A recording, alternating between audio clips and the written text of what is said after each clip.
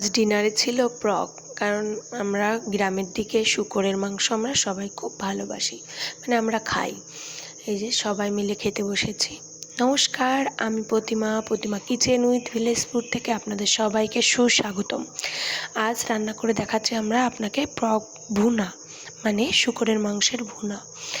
এটি আমি প্রথমে ভেজে রেখেছিলাম, লবণ তেল দিয়ে হলুদ দিয়ে ভেজে রেখেছিলাম। তারপর কড়ার মধ্যেই রয়ে গেছে মাংসটা, তখন দিয়ে দিলাম আমি পেঁয়াজ কুচি, গোটা রসুন আর কাঁচা লঙ্কা। এরপর দিয়ে দিলাম আমি আদা রসুন বাটা।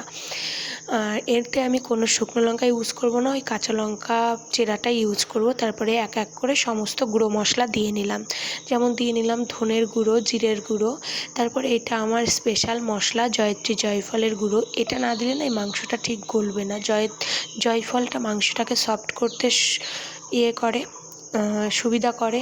আর এখানে দিয়ে দিলাম সস, দিয়ে ভালো করে খুন্তি দিয়ে ম্যারিনেট করে দিয়েছিলাম ঢাকা দিয়ে আমি আধা ঘন্টা মতো আস্তে জাল দিয়ে এটাকে একাই কষতে দিয়েছি, না কোনো নাড়া দিয়েছি না কিছু দিয়েছি।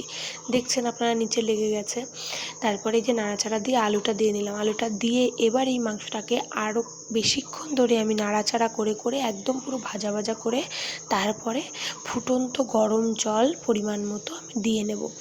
দিয়ে নিয়ে ভালো করে ঢাকা দিয়ে আবার সিদ্ধ করে নেব গরম মশলা দিয়ে। কারণ এটাকে ভালো করেই সিদ্ধ করতে হবে, সফট না হলে আপনাদের ভালো লাগবে না খেতে।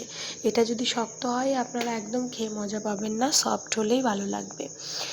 এত সুন্দর হয় না এই মাংসটা খেতে। আপনারা বাড়িতে এইভাবে ট্রাই করে রান্না করে দেখবেন, অবশ্যই ভালো লাগবে। আর আমার ভিডিও ভালো লাগলে প্লিজ আমাকে একটা লাইক আর একটা সাবস্ক্রাইব করবেন, আমার আরও উৎসাহ বাড়বে নতুন কুকিং ভিডিও দেওয়ার। দেখুন কি দারুণ কালার এসছে। এবার ছেলেকে খেতে দিয়ে দেবো, দেখি ছেলে কি রিভিউ দেয়।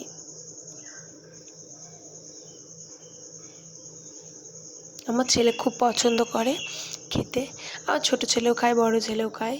শুধু হাজব্যান্ডের শরীর খারাপ জন্য সে খায় না। Please like, comment, subscribe. Tata.